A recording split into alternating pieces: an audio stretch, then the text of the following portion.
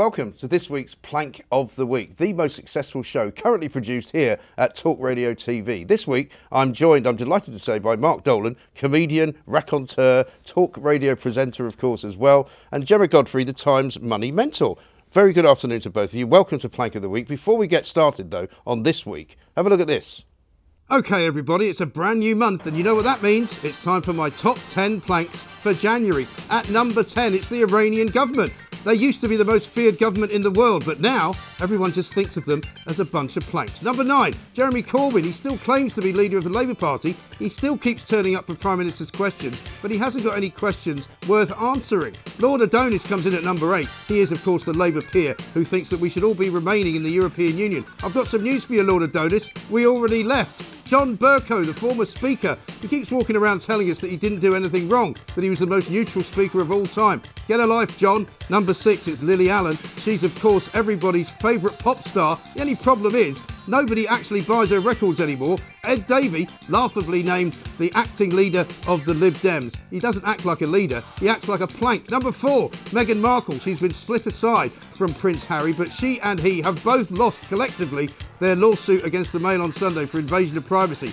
Bad luck, Duke and Duchess. Coming in at number 3, it's everybody's favourite QC, Jolyon moron. He left Twitter on Boxing Day after beating a fox to death. Well, he's back, but he's just back to tell us that he's leaving again. Hugh Grant in at number 2, the man everybody loves to hate. He says Britain is finished. Well, I don't think it is, Hugh, actually. I think you might be. Number 1 plank of January, there is only one organisation that acts like a complete plank, and that is, of course, the BBC. They're firing loads of journalists, they're shutting down shows. What are they going to do next? Who's going to be Plank of the Month next time? We'll see you then.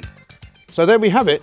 The Plank of the Month in January was actually the BBC. Now, the thing about the BBC was that they had done the Kobe Bryant thing, yes, where they mistook him for LeBron James after he was Which killed, was and they showed footage of the wrong tough guy. for the Beeb, who are the woke of wokest well, exactly. organisations. They also fired Victoria Derbyshire for no apparent reason, decided that this was the one show that they had to get rid of to save money. And I mean, I'm no great big fan of hers, but it seemed a bit unfair, particularly since she found out about it by reading it in your newspaper, The Times. And then they'd also had all sorts of other problems with the Director General, which I think you might be addressing in one of your planks of the week. Well, that might be a good kicking off point, because I'm going to nominate Tony Hall as the outgoing Director General, which is in itself an amazing cop-out. Yeah. He was expected to stay for a few more years and negotiate with the government the future funding arrangements for the BBC.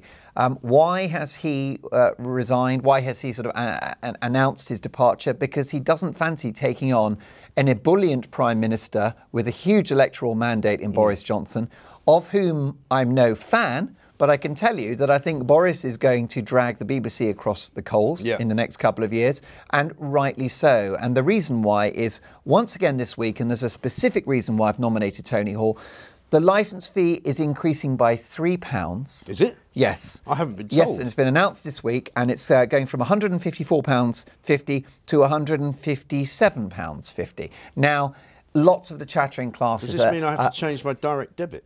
Well, you might have to get rid of... No, they just want your bank details. No, They'll just don't They've worry already got about those. it. They'll just suck the money right out. Yeah. Okay. But it's you know, to many people that's a small amount. I mean, no, but for the most vulnerable, it's actually it's a considerable amount, especially the people that, let's say, the older generation that are sitting at home, and actually we've got a massive problem with loneliness, and that's one of the ways in which they can engage. Well, there you go. And I'm not sure why they need an extra £3. It's already a huge sum of money, because it comes around once a year. I pay by direct debit like you do, Mike. But it's not £3, is it? It's probably what, 30 million or 40 million TV licences in the country. Well, exactly right. So it's 70 to 80 million quid or something. And I'm not sure. I mean, maybe it's like Gary Lineker's buying some new cufflinks for his suit on Match of the Day. But I mean, the bottom line is that the BBC has its place, but it has become a quasi-commercial organisation. It's making a lot of trashy shows which are there to compete with ITV and Channel 4, and they've forgotten their public service remit. And when I grew up watching the BBC, particularly BBC Two, the really obscure comedies like Monty Python, The Office, of course, and many, many others, not the 9 o'clock news, they all were on BBC Two, and they probably wouldn't have been commissioned elsewhere. No. And that's what the BBC's there for. Yeah, I think you're absolutely right. don't think they should be competing for sports rights, for example. I mean, this is a real big bugbear for independent commercial companies. And I've always said, and I've said it probably before, or maybe on this show, that some of the local radio stations that they put out there, you know, which make it impossible for any speech stations commercially to exist. When I was in Scotland, I ran a talk station up there which basically died because of BBC Scotland, because it's too big and nobody has got any, you know, bandwidth to listen to anything else. I think also the problem is that there's obviously they need to skim. They've got their costs are way too high. Yeah. So it's about making more money but also cutting costs. But as we've seen, where they're cutting costs is from shows or the creative editorial. Well, they're aspect. firing a load of journalists, aren't they? They're Exactly. firing 500 journalists, and that won't make any impact whatsoever on what they do. So that tells you how big they are. And how I think 22,000 people they employ. Well, my entire and career, they'll be back freelancing next week. I'm deeply appreciative of commercial broadcasting because I hilariously was a radio producer at the beginning of my career. Really? Right? Well, I'm wrong. When I'm on talk radio, I like to show. Did you sit there and go, I can do better than this bloke? I probably did, you know. But when I'm on air, you'll be like, I don't sound like a presenter or a producer, but I'm just actually, I hopefully marvel getting at your away with it. presentation technique. I was listening to you on your show the other day. Was it Saturday? Saturday morning, 10 till 1. And you spoke for 17 minutes. Now, I personally know how hard that is to do without interruption, repetition, and all the usual things. Yeah. And he spoke well. He didn't sound like he didn't know what he was doing. I thought I was very impressed. Well, that's very high praise from the master, Well, so I gratefully appreciate that. But I think the bottom line is that commercial broadcasting and the BBC should sit together as a fantastic ecosystem because we do have a world-class broadcasting platform in the UK.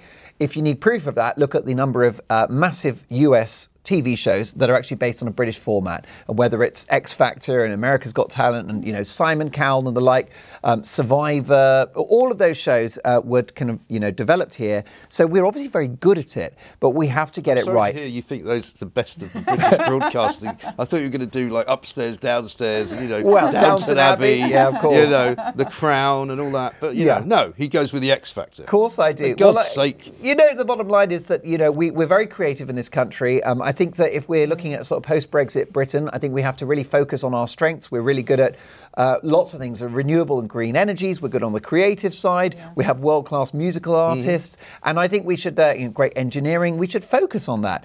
But anyway, the BBC, if it doesn't change, and it's shown no proof so far that it wants to change, it will go. Yeah, I think that's a very good nomination. Quite strong, in fact. Gemma, what's your first one?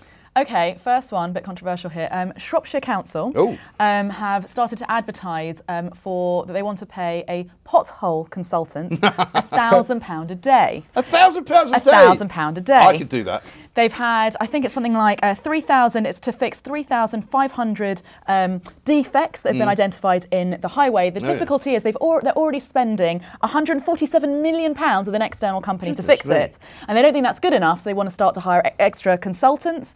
And this is also on the back of another story that came out that Tate Britain was advertising for a head of coffee. Oh, I heard about that, yes. And they were offering a salary of £40,000. In fact, I think I heard you talking about this, didn't I? Yes.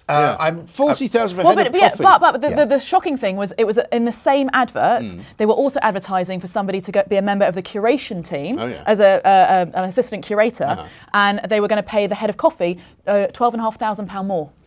Dear God. So I just, you know, and again, that's amazing. It's great money if you can get it. The pothole business, by the way. I mean, I know a guy who calls himself Mr. Pothole, who ironically arrived in Parliament the other week on National Pothole Day in a tank. There's a National Pothole Day? There is a National Pothole Day, apparently. And he arrived in a tank, but guess what? He got held up on his way into West Parliament Square. He was meant to get there in time for Prime Minister's questions because the car or the bus in front of him had got stuck in a pothole. Oh, it's amazing. The irony. I thought fantastic. maybe the tank had been damaged. And and I did say to him, you know, don't you think you're actually making the roads worse by driving on them in a tank? But then he's like, well, it's more work for him. Well, exactly. Yeah. But I wonder as well whether the pothole business is a bit of a sort of protection racket, because if you're getting paid £179 million by Shropshire Council alone to fix potholes, surely it'd be in your interest to go around making them, wouldn't it? Oh, I see. Do you see the way my mom wow, a that's criminal quite mastermind? Suspicious. Gemma, I think this is a phenomenal nomination, and it's a reflection of, and there are many things I love about our nation. I'm terribly patriotic Brit, but we have a bit of a culture of that'll do. And I think that you've seen it in politics, and the reason why is every administration is just thinking about the short term and getting elected. Getting re-elected. Yeah. But actually, the reason why we have so many potholes is because every street in the UK has been a patch-up job, and it's a little bit like when you call a roofer and get them to look at, he or her, there are female roofers out there, to have a look at your roof, they'll say, well, there's two ways to do this. We can patch it up, you get another year or two, or we can just bite the bullet and put a new roof in. And the bottom line is that big bill is not going away, it's coming. And you have to accept that. And so when you patch up roads, it's a temporary measure. And what you need to do is resurface. And to resurface, a kilometre of road in the UK, that's not just tens of thousands, that's hundreds of thousands of pounds. And this is the epitome then of a hatchet job where they're saying, okay, well, we're already paying millions to an external, but let's get somebody in, like a consultant in, £1,000 a day, because they'll save us. And it's but he's not going to be fixing the potholes, he's just going to be walking around telling them where they are. Where the strategy's going wrong. And it's really they don't think they're doing it fast enough. I mean, I normally, and the reason why a lot of our views dovetail, Michael, is that I'm a free marketeer. Yes. But I think when it comes to infrastructure, I'm a bit more of a sort of liberal lefty, actually. Yeah. The ultimate example of a free market economy is the US, where the infrastructure is creaking, whether it's the trains, the roads, the airports. I mean, you go to America and you fly in to any major airport, and it's like the 70s. I emigrated to America in 1984, right, when Britain was on its knees, effectively. And it was everything didn't work, it was rubbish. America seemed like this gleaming, Ronald Reagan was in charge, the whited sepulchre on the hill and all that. And it was brilliant. The trains were great. The subways worked. The airports were massively clean, and the roads were brilliant. Now I go back there, and it's completely the reverse. We are much more modern now than they are. All of their stuff, as you say, is in complete and utter decline. The roads, wait, but why? But why? Because nobody has spent any money, federal money, proper federal money, on renewing anything. My sister lives in Connecticut and New York. There's a train that runs up called up the sort of the Hudson Line, and they're using the same until this year. They were using the same rolling stock that I was on in the 80s. Oh wow! Okay. So that's the problem. But it's short-termism, isn't it? I think that's the problem. And by the way, I think therefore, if we look to America of how not to do it, and by the way, they do lots of great stuff. Just go to California, look at Silicon Valley. Wouldn't mind having a piece of that action. No, quite. So I'm not going to America bash because I know the Prime Minister doesn't want us to bash the Americans. You can bash anyone you like here. I tell you where to go with infrastructure: China. Yes. Because they're not fussed about planning applications. It's amazing what you can get done though in a communist dictatorship. Well, that's it. And their infrastructure, and by the way, even their investment. They hire the pothole consultant and don't pay him. They just say, look, if you don't fix the potholes, we'll shoot you. That's basically how it works in China. So it's very efficient there. Let's talk about my first nomination, because I'm going to go very differently off the piste here, because normally people accuse me of having to go at Labour. Today, I'm going to name Michael Gove as my plank of the week, because Michael Gove, who's got a very strange haircut these days. I know I shouldn't be talking about haircuts, but, he's shaved his head in some way, and it doesn't look good. It doesn't suit him. He's decided that he's going to move forward the time by which we decide to have no more diesel or petrol-fuelled cars from 2040 to 2035. Now, that takes it into my lifetime, because basically, I reckon by about 2036, I will probably be gaga, almost certainly unemployable, but certainly I will not be allowed to drive a car anymore. But people's by the way, can we just point out, even these days, there's a lot of times a day where you're not allowed to drive a car anymore, Mike, because of your lifestyle. Well, that's probably true, but because when you put in a tough shift on talk radio, refreshment is required, isn't it? Not always. I mean, yesterday I didn't get to the pub until nearly 5 o'clock. I was really? so busy. Yes. Incredible, yeah. Today I probably won't be going there because I'll be going home to do something else. So thanks, though, for mentioning it in the show. So Michael, but now, right, there's a family of maybe two who are thinking of having children. In about 3 years' time, they might have a couple of children, or by 2025. They're then thinking about getting their next car. They're then going, oh, hang on a minute. That nice diesel, shooting brake that I was thinking of getting, which is affordable and very good for the 2 kids and the dog, I can't get that now. I'm going to have to get an electric car. So they're going to have to start thinking about buying an electric car, which is very expensive at the moment, which nobody knows what the longevity of is, in terms of how they resell for second-hand value.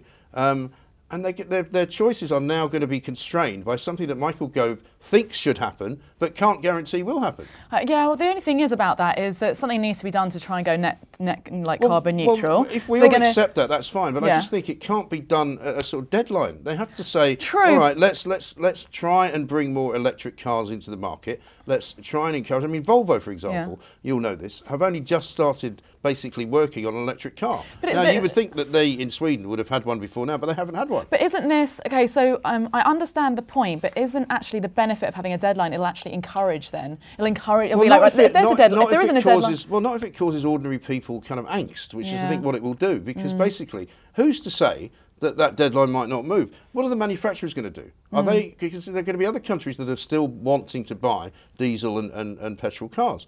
Are the manufacturers going to say, oh, we're not going to make them anymore? You know, we're a reasonable market for cars. We're not massive. You know, the American car companies are not going to stop making diesel and petrol cars. You want to buy Cadillac? It'll be diesel or petrol. It's true, but don't you think that actually having that deadline will make the other companies focus more on, because as you said, the big solution that we need is we need to have better electric cars. I mean, we have to have cheaper electric cars. They need to be cheaper. Yeah. They also need to be more efficient. I think there was a report again in the Times about how it just showed, there was this map and it showed that actually there are places where you can't drive. I mean, the charging stations are too far away. No. So you know, all of that needs to be solved. Well, I mean, I've spoken to people on my show who have electric cars and they love them. They say they're great, but there's parts of the country they can't go in them. Yeah. And I was saying to somebody else on the show when I was talking today, what if you buy a second-hand electric car? Nobody can tell you how long the battery goes. Because if it's like a phone, right? You know, you have your iPhone. This iPhone, in about 3 years' time, it will start going down after about 2 hours. You imagine you get an electric car that was supposed to go 200 miles. It now only goes 200 yards. And then the battery dies. Well, definitely. You also find out, by the way, that the disposal of lithium-ion batteries is very difficult, and the mining of them isn't very nice either. Correct, because you need these precious minerals, which have to be extracted from the ground, and of course that won't be there where forever. they misuse this children. I mean, there's all sorts of problems. But all I'm saying is, I think Michael Gove has got ahead of himself. He also appeared on Julie Hartley-Brewer's show this morning and was asked how much is it going to cost, and he didn't know. No. I must say that the government's green policy this week has taken a kicking on Talk Radio. First of all, you yesterday on your show covered a very interesting story about how we're going to have to get rid of our boilers. They want us to rip out all the gas central heating. Absolutely. Again, it's like, but we're going to pay to replace who's going to pay for that? And it's and the problem is, I think in the UK, I mean, I'm all for halting climate change, but we in the UK, if we take a hit on our economy and individual consumers take a hit on their, in their wallets, then we're mugs. Because in China, they're still building coal-fired power stations every day. And still a big percentage of what is driving the Chinese economy is fossil fuel. Now, that's not a good thing. But the bottom line is, it needs to be a global effort. Why should we take the hit when others are dining out on, a free lunch? Now, I'm going to stop you here because you're rabbiting on way too long. And we've got a lot of these to get through, right? So that's enough about Michael Gove. Let's have your number two. My number two is, and by the way, I wouldn't use that expression about this person, but at the same time, not that pleased. It's an actor being political. Oh, yes. And it's Joaquin Phoenix. There's a lot of that about. Yes. Joaquin Phoenix. I'm not even sure how you should say his name. Yeah, it is Joaquin Phoenix. And he starred as the Joker, which is an excellent performance, and he's a decent actor. He is. But the clue's in the title, Michael and Gemma, which is he's an actor. His job is to adopt a character and play that character and learn his lines. Yes. What we don't employ this man to do is to be political and make pronouncements at an awards ceremony, which is what happened at the BAFTAs. Yes. It also happened at the Golden Globes, didn't it? In fact, he made the Golden Globes go vegan for the night. Yes, and unfortunately, the BAFTA were vegan for the starter and the dessert. And people left. Very sort of strange compromise. Really? Yeah, they served them like turnips and cauliflower, and then some people weren't satisfied. The only thing is, although we're not, I agree, employing actors, some of them do feel a certain responsibility that because they have a platform, rather than going up and thanking God and thanking their mum for the award, that maybe they use it as an opportunity to... Well, to be honest with you... Earlier in the day, of course, he was at Tower Bridge with the Extinction Rebellion nutters, telling everybody they should stop eating meat in order to save the planet. But then said, as he said when he was arrested in Washington, D.C. the other week, obviously we can't all do everything, And I quite like Joaquin Phoenix because he admits that. And he says, you know, of course, I had to fly here. But it does seem a bit weird if you're going to fly to London and tell everybody to stop eating meat in order to save the carbon emissions on the planet. But also the meat is the red herring, because the big thing is that he made a diatribe against how incredibly undiverse the film industry is, and these awards are a disgrace because they represent this.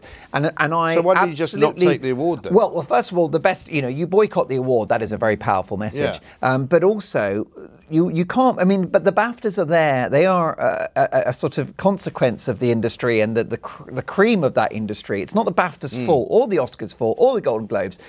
If there are a bunch of white shortlists or all male shortlists, it's the industry. And so therefore you should focus on the industry. But it's funny how the industry is what provides Joaquin Phoenix with his paycheck, and he's less focused on the studios and bashing them because his next gig might come from them, and instead the awards. Why doesn't he produce a movie and hire a load of people from different diverse backgrounds and sexualities and genders and all of that? Put his money where his mouth is. Put his money where his mouth is. And I think if you because I don't have an issue with guys. I'm like you, Gemma. I don't mind these guys using their platform. I just don't like hypocrisy at the end of the day. It's true, but then it's also very hard to have a complete balance. The funny thing that I saw about him at the awards was when he met Prince William beforehand, and he did a nice little curtsy.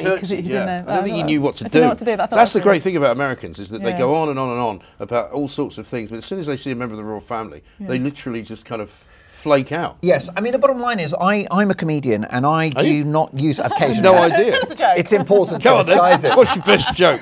Well, the fact that I'm doing this is probably rather humorous. But look, the bottom line is that you know, my job is when people pay to watch one of my shows, I mean, yes, I can maybe slip in some opinions, but if they're not laughing at the same time, then I've failed.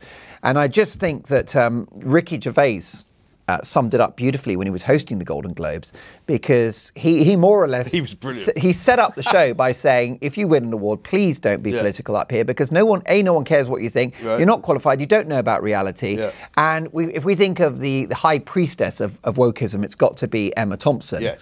Who, you know, ultimately, if she's so worried about world poverty and inequality, she can sell all of her assets and live in a council flat. She could. And at that point, I will say, wow.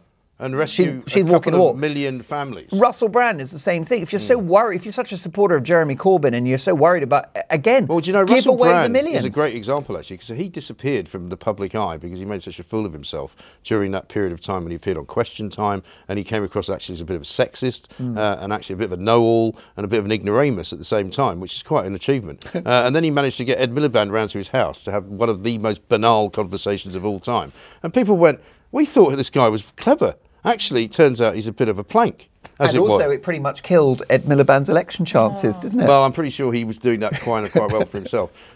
Gemma, you're next, number 2. So I would have liked to have specifically picked out a bank, but with this story, it is impossible because it is at least 10 of our major UK high street banks. So I'm going with banks. Have decided to hoist up overdraft fees. Yes. And ultimately, because they don't make enough money already. Well, funny enough, actually, they make in 2017 they made over £2 billion just from overdraft fees. So this is from people that there's a discrepancy between money coming in and coming out, or they've slipped into an overdraft by mistake. These are people that could potentially be vulnerable, and it means that what you're doing is people go into debt, then they're charged more money, and it makes it even more impossible for them to get out. I remember in the days when I was a student and/or poverty-stricken, which seemed to be for the first part of my 20s, and you'd get a letter from the bank, right, and they'd charge you something like 30 quid for the letter, and I didn't have 30 quid. Remember that? And this was to tell you that you were £5 overdrawn. They said 2 guys round, not heavies, but 2 people from the bank, because I owed them £5. And the amount of money, 5 quid. The amount of money it would have cost them paying those salaries for those people that came to your. That is completely. I mean, it's interesting because what they're arguing is they're saying that they're going to. It's about not charging people a different rate if they have an unarranged overdraft, or because it's very, very confusing. Let's charge a flat rate, but what they've done is they've gone around going, okay, we'll charge everyone the same. A cheaper one, yeah, exactly. Let's go and charge them funny? Like 40%, which is equivalent of some payday loans, and this will affect 14 million people. Just slip into an overdraft without realising it, and they'll never get out of it. And it's just very, very hard. That is shocking. It's like debt becomes. It's like quicksand, isn't it? Yeah, absolutely. And once you struggle, in it, exactly, and they just pile on more and more rather than trying to help people get out of it. Because that is shocking. shocking, absolutely awful. My number 2, just to show that we're not anti the BBC here on the show, is going to be ITN, or ITV, I should say, who have fired somebody that I know quite well, Alistair Stewart, lifelong broadcaster, lifelong news anchor, a man who has been universally kind of congratulated for his career, for his legacy, for the things he's done for people. I mean, I don't think I've ever seen... At one point I thought Alistair Stewart must have died for all these people to come out and say all these really nice things about him. But no, he's been forced to step aside from his role. He's done some work on Talk Radio. We might as well have full disclosure. And he's a lovely man, very pleasant. Got involved in one of these ridiculous Twitter spats, which we've all been involved in at one point or another. You probably haven't, you're too sensible. But I mean, I have. And, you know, it only takes a moment for it to suddenly spiral out of control. In this particular case, I don't think it actually spiraled out of control. Didn't he say, he said a comment that was potentially racist? Well, it was seen as racist, but he used a Shakespearean quote, which he had used before in an argument with somebody else who wasn't actually black. However, because of the times in which we now live, people said, well, it could be construed as that, and that's good enough to fire him. I think ITV should have been a little bit more robust. I think they should have been more ready to defend him. It shows you the dangers of Twitter, but I think they deserve to be on the plank list this week. And I think Alistair Stewart has been thrown under the bus by his employer, and such is the reactionary atmosphere now in social media and online that he has thrown himself under the bus, actually, because in his statement he said that it was an error of judgment or a misjudgment.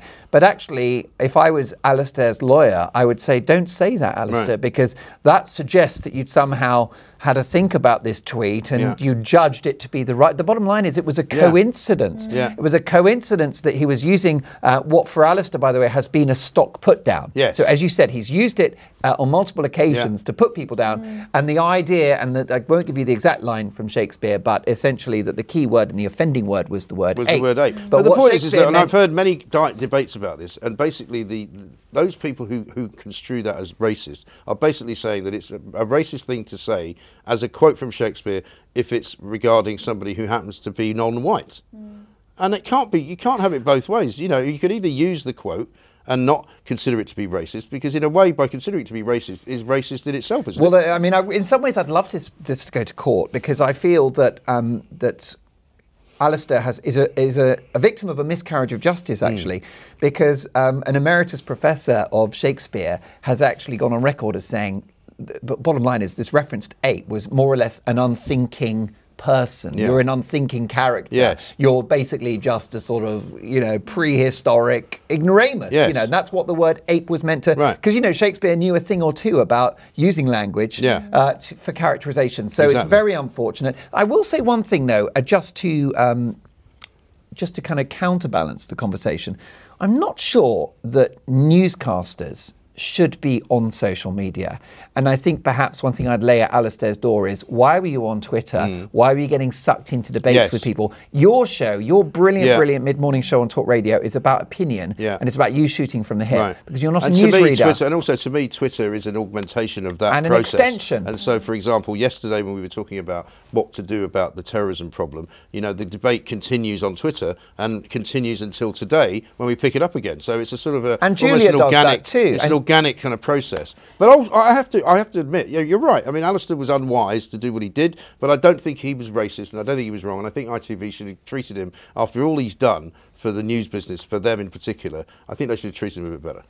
But let's move on to your second. Is it your final one now? Final? Yeah. Okay, so I'm going to find it hard to pronounce this. It's Sodinokibi. Sodinokibi. Yep, and it was responsible for 30% of the ransomware targets over the last 3 years. And the reason why it's coming to the news this week is that you saw a lot of banks, so the bank from Sainsbury's and RBS and Lloyds and Barclays, they can't offer currency online at the moment because they rely on Travelex, who are held to ransom by this type of software, who said, we've got your customer data and you need to pay $6 million to be able to get it back or protect the customer data from being just sent out. And these are the banks that are supposed to be secure. Yeah, so it's the hackers that I'm putting on as the plank of the week in terms of their ability to go in, hold companies to ransom, and it's our data that's at risk here. And they seem to be making quite a lot of money and quite a lot of success out of this stuff, because otherwise they wouldn't be doing it. And so do you mean if I go to a bank to try and get some dollars or something today, I can't do it. Online, you could be able to do it by the cashier, you can be able to do it manually. But any bank that's reliant on... wow. Yeah, and it's that's not good. This is the brave new world of we're going to have to go back to stuffing it under the mattress. We inevitably, like Ken Dodd, exactly. Look, the bottom line is that we now live in this brave new world of a digital universe. Everything's digital, and we're digital at Talk Radio, okay? Yeah. But also banking is digital, and therefore it's subject to this new sort of crime, this new activity, which is the scamming and the ransomware. A comedian called James Veitch has made fantastic capital from dodgy scammers who have emailed him. And his comedy shtick is that what he does is he replies to them going, "Oh, I'm so delighted I've won the Jamaican lottery. Who do I send my special fee to in order to release the funds?" You know, and he basically kind of deliberately takes the bait and does the right thing with these criminals, which is to lampoon them. But unfortunately, lampoon them is all you can do. What I'd like to do is see them behind bars. But when's that going to happen? I mean, I've got friends who are what you might otherwise think of as pretty sensible, pretty straight, pretty ordinary people who have given money to guys who have rung them up pretending to be from their bank, because they're so good at it that they've actually managed to convince them they are from the bank. They've given a number to call back, which sounds like the bank number. You know, they know enough of details already about you to be able to get the rest out of you, and to look as if they know who you are because they've got the stuff in front of them. There was also, it's quite frightening. There was also a video. It was fascinating where a woman, actually, it was a woman calls up a bank and manages to get them to give her data by pretending to be. She said, "Oh, I've got a baby here. Oh, I'm a bit flustered at the moment. I can't quite remember. Was it this house? Was it?" And she managed to extract a phenomenal amount of data. So it is, it is definitely a risk at the moment. Not good. What's interesting is that, and you'll know this, Gemma, which is that if you volunteer your bank details to a criminal, there's very little protection you have. If somebody just somehow gets hold of your credit card and takes funds from it, you are protected. But if you volunteer your information, even if it's to a criminal unknowingly... Not so easy as well if they do it on your debit card. If they take it out of your current account, that's not so good. So we know all about that. Number 3 for you. Number 3 for me is Jason Cowley. He's a brilliant journalist. He's the editor of The New Statesman, which is a venerated magazine. Did he not get into trouble about the Roger Scruton thing? Is he not the same one? Well, he is. He's no stranger to controversy, and actually I credit the guy, before I take him down, I will give him that The New Statesman, which is the ultimate sort of beacon of left-wing journalism, actually we're more or less said to the electorate, don't vote for Corbyn, which is an amazing, for basically a Labour rag to say, don't vote Corbyn. But funny enough, he called it right, because obviously Corbyn, suffered a drubbing. But his argument in the New Statesman was the anti-Semitism, the reckless set of economic proposals that Labour had were just beyond the pale, even for the New Statesman. So for that, it's good. However, the most appalling headline in this week's issue, which was that this moment of Brexit and Brexit Day is not just a mistake, but a moment of, and I will use these 2 words, national shame. Oh dear. National. So, my view is, as a Remainer, that... How does he square that with telling people not to vote for Jeremy Corbyn, who wanted to have a second referendum? It's a shocking contradiction. And I think now that, I mean, I know that everyone, including the Prime Minister downwards, is saying, let's move on, let's even stop using the word Brexit. But can we please have a bit of loser's consent here? It's over. We're out. And I just, it's the worst possible kind of journalism to continue to suggest that Brexit is somehow an example of racism or intolerance. The bottom line, I'm a Remainer. I accepted the result. Move on. Yes, exactly. Which brings me to my final one, actually, which is on the same kind of front, because it's John Hannah, a guy who I think is a great actor. Loved him in 4 Weddings and a Funeral. Loved him as Rebus, in the sort of the second incarnation of Rebus. And he's a seemingly otherwise normal character, but who has been absolutely kind of infected with this derangement syndrome. He's been tweeting out all sorts of invective since Friday, language, by with the way. really awful language, basically using the F word all over the place, the C word, telling people to get lost, that Brexiteers are a disgrace. I'd much rather be, rogered, as it were, by the old Etonians. You're kind of going, what's going on? I mean, a guy like that, who, as it was pointed out by a friend of mine in Scotland, was raised in East Kilbride, a very working class part of Glasgow, was an apprentice electrician. He's suddenly become one of the sort of the globalists. And you're kind of going, I don't know where it all went wrong, John. And it's another actor who's out there pronouncing opinion. And it's like, do you know something? We don't care. No, we don't. Now, this is the point at which I think we've now delivered 9. Who's going to pick my best one? Well, I'd like... I think Gemma's looking at me, suggesting that she wants to pick my best one. Yeah, Gemma, what's your view? Why don't you pick my best one? I'm sorry, John Hannah. I think he's a great actor. And I love passion, and I do think activism is fantastic. Just potentially less aggressive, maybe. Okay, all right. So, Mark, now you get to choose one of Gemma's. That's right, and I'm going to go for the banks because it was just 11 years ago that we had to rescue... There's a certain synergy to banks and planks as well. Well, there really is. It rhymes perfectly. We bankrupted the nation, more or less, to save them, and still they show no mercy to their customers. So now I get to choose yours. So, and the BBC, who are plank of the month for January, it seems a bit harsh to give them another kicking. So we'll go with the one that's left. Yes, and it's a plea to all Remainers. Cowley. Plea to all Remainers, accept the result, and please, let's get on with our lives. All right, so now it's not over yet because we've got 3. So you've got John Hannah, Jason Cowley, and then the banks. So which one of those do we lose? I think lose John Hannah. I think lose John Hannah. He may have been goaded as well. I don't know. I think the other two would be. You're forgiving of John Hannah. Okay. Yeah. So now it's Jason Cowley versus the banks. Well, I mean, I'm tempted in a funny sort of way because I don't think it'll ever happen again to give it to the banks. Yeah. Because, I mean, we've all had a bad experience with the banks. Great. I don't know whether this is going to impact on your career as the money mentor, that you've come in for the first time and basically ripped the entire financial institutions to death. Well, if whoever Labour chooses their leader, whether it's Starmer or Long Bailey, they should be very smart and take some of the things from Corbyn's manifesto that aren't a bad idea. And one of those ideas was some kind of state investment bank. And I think that would have Barclays and Santander running scared. Well, presumably they would just loan you as much money as you wanted, because that's it's what not a their bad shout, manifesto though, is was. it? Excuse me, I'd like £300 million, please. I'm thinking of starting up a movie business. Yeah, that's fine. Just sign here. Yeah, no problem. I think the banks win it, don't they? Yeah. Yeah. So banks are the planks of the week. Gemma and Mark Dolan, Gemma Godfrey, Mark Dolan, thank you very much indeed. We'll be back next week with even more planks.